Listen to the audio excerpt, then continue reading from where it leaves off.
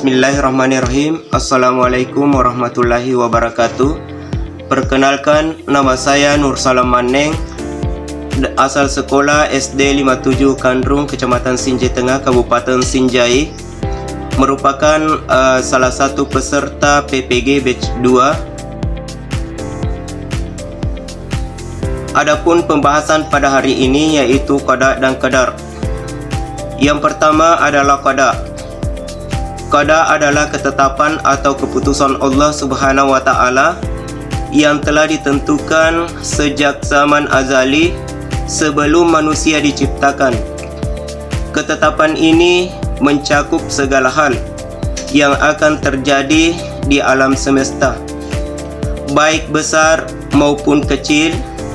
Contohnya adalah seorang manusia dilahirkan sebagai laki-laki atau perempuan dan kapan ia akan meninggal. Kemudian yang kedua, qadar. Qadar adalah pelaksanaan dari ketetapan qada Allah Subhanahu wa Ta'ala. Dengan kata lain, qada adalah realisasi atau perwujudan dari rencana Allah Subhanahu wa Ta'ala dalam kehidupan nyata. Contohnya adalah jika Allah menetapkan seseorang menjadi pintar, maka usaha belajar dan hasil dari kepintaran itu adalah bagian dari qadar. Adapun hubungan qada dan qadar, yang pertama adalah qada dan qadar sering disebut sebagai takdir. Qada adalah rencana atau ketetapan Allah, sementara qadar adalah bagaimana rencana itu terlaksana. Kemudian yang kedua, keduanya menunjukkan kekuasaan dan kebijaksanaan Allah Subhanahu wa Ta'ala sebagai pencipta dan pengatur alam semesta. Kemudian selanjutnya macam-macam takdir. Macam-macam takdir yaitu pertama, takdir mubran. Takdir ini merupakan takdir yang bisa diubah, seperti kematian, waktu lahir, dan jenis kelamin. Kemudian yang kedua adalah takdir mu'allaq. Takdir ini merupakan takdir yang bisa berubah tergantung usaha dan doa manusia, seperti keberhasilan dalam belajar atau pekerjaan. Kemudian selanjutnya sikap terhadap qada dan qadar, yaitu yang pertama, bersyukur kepada Allah atas nikmat yang telah diberikan. Kemudian yang kedua, sabar menghadapi ujian atau cobaan yang terjadi. Kemudian yang ketiga, berusaha berdoa karena memberikan kesempatan bagi manusia itu meraih yang terbaik. Yang keempat, tidak sombong jika mendapat kesuksesan, karena semua adalah kehendak Allah Subhanahu wa Ta'ala. Dan yang kelima adalah ikhlas menerima segala ketetapan Allah Subhanahu wa Ta'ala, baik yang menyenangkan maupun yang kurang menyenangkan.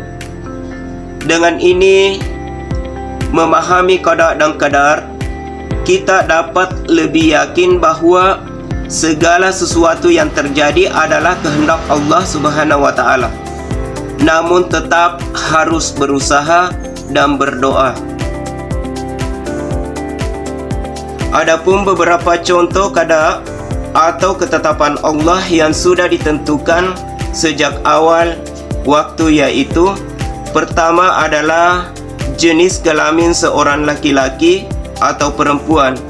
Kemudian yang kedua, kapan dan di mana seseorang dilahirkan. Kemudian yang ketiga, siapa orang tua kita. Kemudian yang keempat, waktu dan tempat kematian seseorang. Contoh qadar.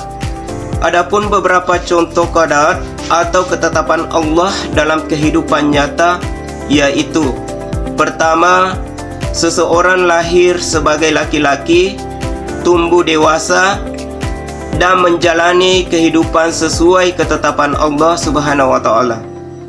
Yang kedua, orang yang ditetapkan lahir di keluarga miskin, tetapi dengan kerja keras dan usaha ia menjadi sukses. Dan yang ketiga, ketika seseorang terkena penyakit, ia berobat dan akhirnya sembuh. Karena itu bagian dari usaha dan takdir. Dan yang terakhir, yang keempat adalah seorang siswa berusaha keras, belajar dan akhirnya ia lulus ujian dengan nilai tinggi. Adapun perbedaan sederhana antara qada dan qadar. Qada adalah ketetapan awal dari Allah Subhanahu wa taala yang pasti terjadi. Kemudian qadar, bagaimana ketetapan itu terwujud dalam kehidupan, termasuk peran usaha manusia di dalamnya. Demikianlah pembahasan pada kesempatan ini. Mudah-mudahan dapat bermanfaat. Assalamualaikum warahmatullahi wabarakatuh.